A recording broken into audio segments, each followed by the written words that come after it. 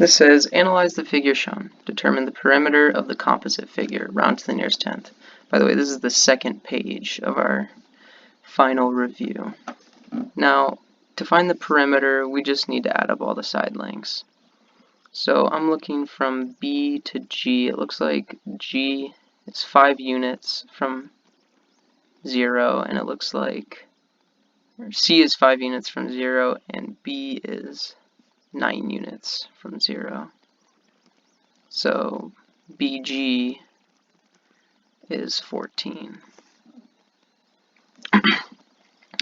ED looks like, I'll just count it up, 1, 2, 3, 4, 5.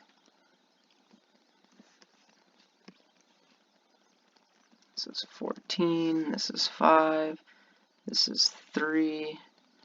Down here we got, this is 4 units from 0 plus 5 units from 0, that makes that 9. BK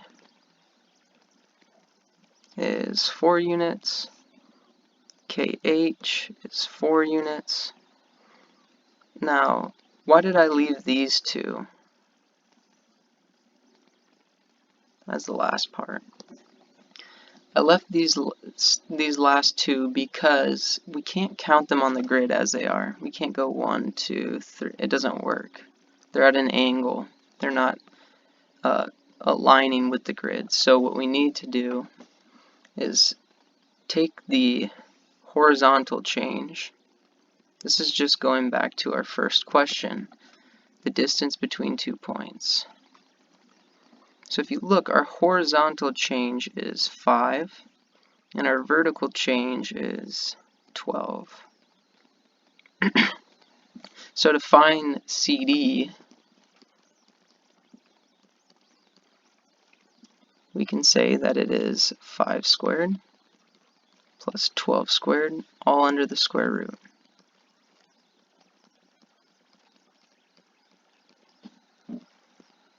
What is that? That's 169, which I think is 13. Isn't that 13? Good. Very nice number. So we get that CD is 13 units. Now we need to find this one. Our vertical change is 11, and our horizontal change is 1.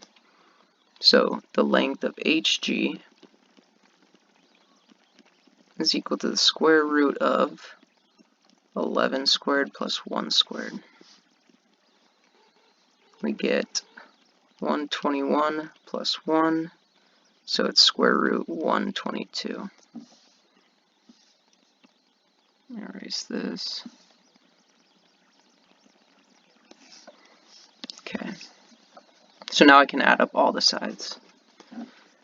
14 plus 4 plus 4. I'm going to add up all the whole numbers first. Now I'll add up as well. Oh, I guess this is 13 whole number. Our final one is square root 122. And this is showing me you know how to find perimeter, so you get a majority of your points here. Now you need to evaluate it. So that's 18, 22, 31, 34, 39, 52. So it's 52 plus square root 122. And the rest you'll just have to plug into your calculator. 63.05. Okay, now we're going to work on the area. So I'm going to erase these lines. This isn't going to help us. This isn't going to help us. Okay. So to find the area, we don't know how to find the area of this weird shape, but we can break it into shapes that we do know how to find the area. For example, this triangle here. Okay. how about this rectangle here?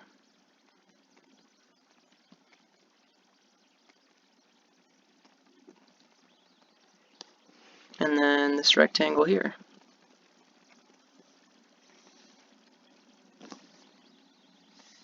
And this triangle here.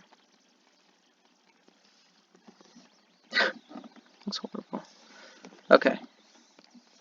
So we know that the area of a rectangle is just the base times the height, or length times width.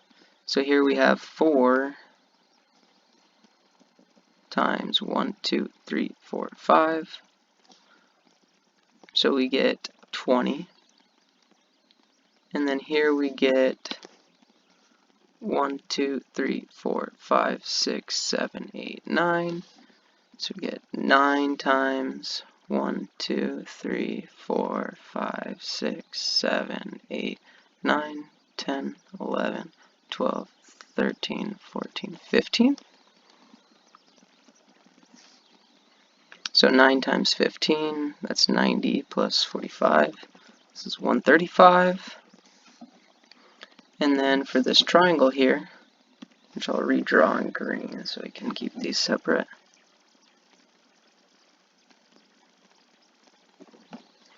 Okay, we get this height is 1, 2, 3, 4, 5, 6, 7, 8, 9, 10, 11, 12. So this is 12 and this is 5 here. And you guys have to remember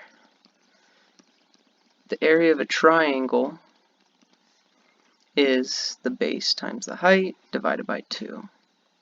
Okay, so we get 60 divided by 2 equals 30. Let me double check my math. Okay. Alright, we have one last bit of area to get. It's this little red triangle. So this height is 1, 2, 3, 4, 5, 6, 7, 8, 9, 10, 11. And this is 1. Okay, so 11 times 1 divided by 2 is 11 halves.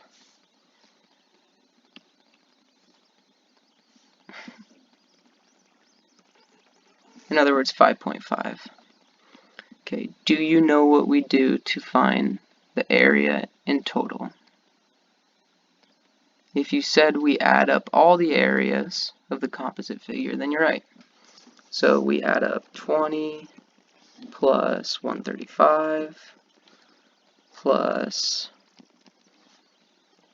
5.5 or 11 halves plus 30. So this is the area of the composite figure.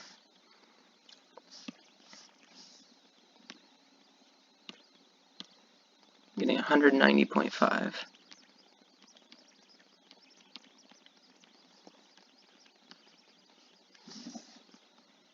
That's how we find the area of a composite figure. Let's see if we still got time, so we can start working on graphing the polygon with the vertices and its image after reflection in a given line. So we'll start by graphing this. It's negative 2, comma negative 1 is our A. B is negative 3, comma 1, 2, 3, 4. C is 5, 1, 2, 3, 4, 5, comma 2. And it wants us to reflect it over the y-axis.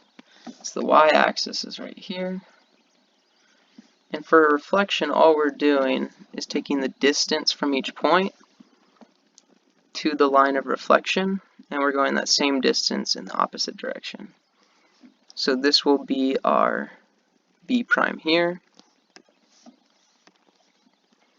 Let's do it here as well. A is 2 units away from the y-axis, so we're going to go 2 units in the opposite direction.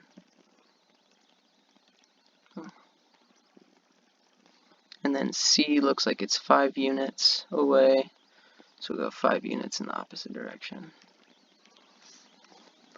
So here is our reflection of ABC. Just make sure it looks like a reflection by connecting the dots. That looks like a reflection over the y-axis. Okay, so get the general idea there. Just make sure, what does that say? There's something wrong with this PDF. This looks like it says over the line y equals 1. So you need to remember that when there's no x value, it's going to be a horizontal line that passes through what that y is equal to. So y equals 1 right here. So the line is horizontal passing through that point. So if you were to reflect this over that line, let's say this is -2, -1. I'll just do a and b, -3, 4.